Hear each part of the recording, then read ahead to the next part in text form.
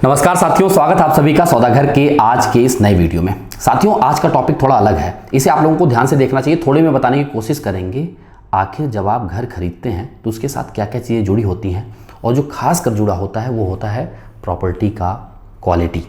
तो देखिए, इसे समझने की कोशिश करते हैं काफ़ी लेमैन लैंग्वेज में, जिससे आप तक ये बात पहुँच पाए। आपका इस पर क्या मानना है उसे कमेंट में लिख के बताना ना भूलें। यदि आपको प्रयास पसंद आए तो बाकी लोगों तक भी शेयर कर दें, जिससे उनको भी ये जानकारियाँ मिल जाएँ।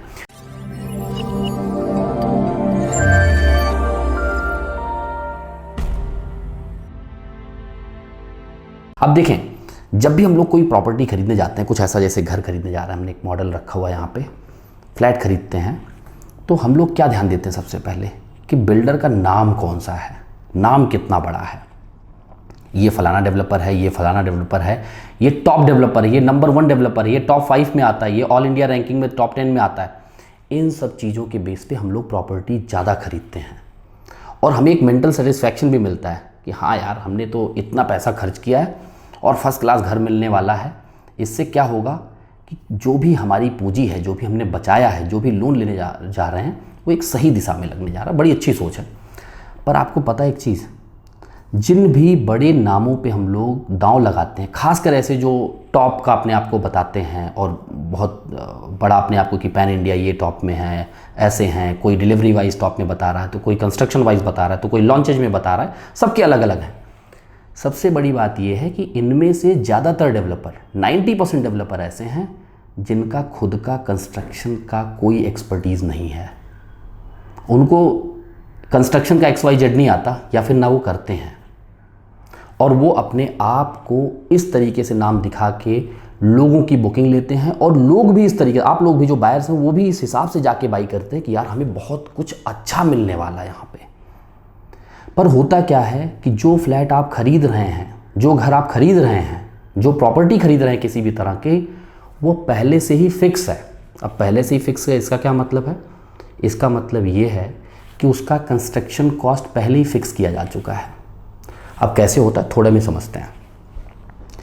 अब मान लीजिए कोई एक्स डेवलपर है, उसका नाम काफ़ी बड़ा है, अपने आप को उस हिसाब से प्रमोट करता है, और लोगों के बीच में भी उसका नाम बड़ा है।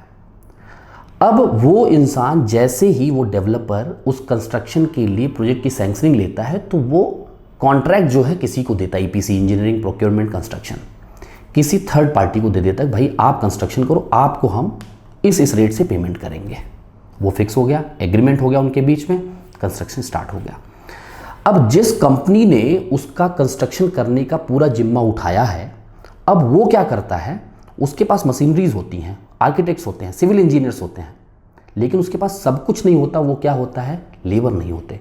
लेबर के लिए वो फिर सब कॉन्ट्रैक्टिंग करता है, वाटर प्रूफिंग के लिए अलग से सब कॉन्ट्रैक्टिंग करता है, बांध काम के लिए अलग सब कॉन्ट्रैक्टिंग करेगा, इलेक्ट्रीशियंस के लिए वही काम अलग होगा, फिर वही काम पेंटिंग में होगा, वही सैनिटरी फिटिंग्स में होगा, वही टाइलिंग में होगा। ये सारी चीज़ें जो हो रही हैं, वो जो एक मेन कॉन्ट्रैक्टर है, उस अम्ब्रेला के नीचे सब कॉन्ट्रैक्टिंग हो जाएगा। अब यहाँ पे समस्या कहाँ पे चालू हो रही, देखिए, पहले एक तो कॉस्ट फिक्स हो चुका है उस कॉन्ट्रैक्टर के नाम पे, डेवलपर का, कि आपको ये 100 स्क्वायर फीट पर स्क्वायर फीट मिलने वाला है कंस्ट्रक्शन के लिए। अब उसको उसमें बचाना भी है, और उसी दाम में उसको कंस्ट्रक्शन करके क्वालिटी भी देनी है, जबकि रेट पहले ही फिक्स किए जा चुके हैं।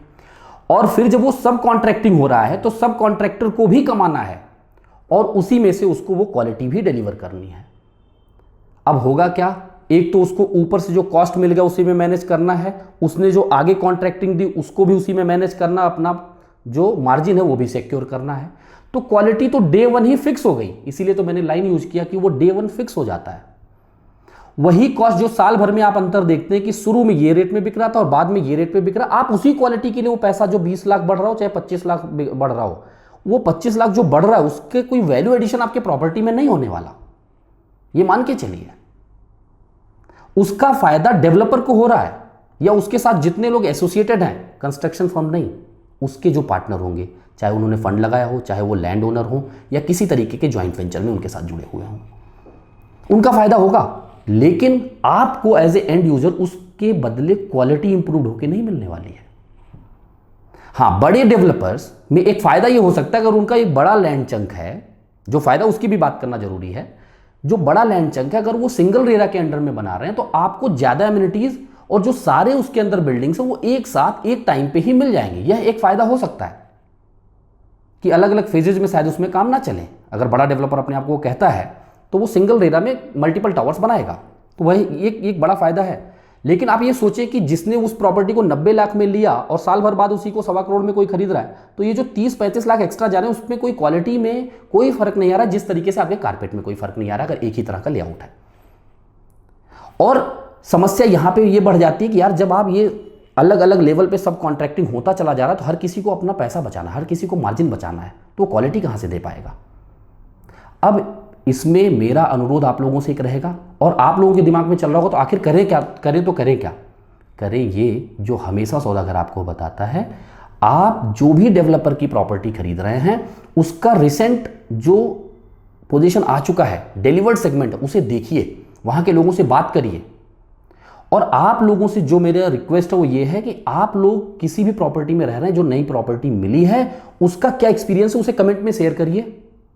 आप लोग अगर ग्रुप में हमें बताते हैं तो आके उस प्रॉपर्टी को, उस प्रोजेक्ट को कवर भी कर सकते हैं, जिससे बाकी लोगों को भी जानकारियां मिल जाए घर बैठे। और तमाम प्रोजेक्ट में हमने ऐसा किया भी है, और लगातार इन पर्सन कंसल्टेशन में भी ये चीज़ें हम लोग प्रयास करते हैं कि जो फीडबैक आप लोगों का आ रहा है डायरेक्ट कॉल पे दे रहे हैं, व्हाट्सएप के जरिए दे रहे हैं, और जो हमारी ग्राउंड टीम जाके प्रोजेक्ट्स पे अनुभव कर रही है, देख रही है, वो आप तक पहुंचाया जाए।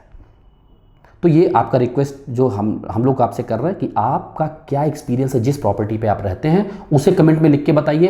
प्रॉपर्टी खरीदने से पहले कोई समस्या है तो आप उसे क्वेरी कंसर्न फॉर्म का लिंक जो डिस्क्रिप्शन में दिया उसके जरिए पहुंचा सकते हैं। कोई सजेशन वो भी कमेंट में ज़रूर लिखें, और बिना उसके रिसेंट डिलीवर्ड प्रोजेक्ट को देखे उसके नाम के भरोसे मत जाए। कितना भी बड़ा पेपर ऐड हो, कितना भी बड़ा होर्डिंग लगा हो, कितना भी बड़ा नाम हो, उसने क्या डिलीवर्ड किया है इस पे चीज़ें जाके टिकती हैं।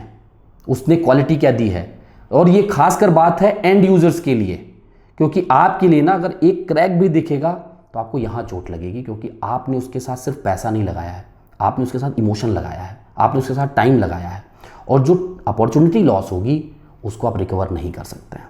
तो इन बातों का ध्यान दें। आपके मन में कोई सलाह है तो उसे हम तक जरूर पहुंचाएं। यदि प्रयास पसंद आया तो लाइक शेयर करने के साथ साथ अपने चैनल को सब्सक्राइब कर लें, जिससे आपको तमाम जानकारियां घर बैठे लगातार मिलती रहें। जल्द मिलेंगे एक नए वीडियो के साथ, एक नई जानकारी के साथ। तब तक के लिए धन्यवाद, नमस्कार।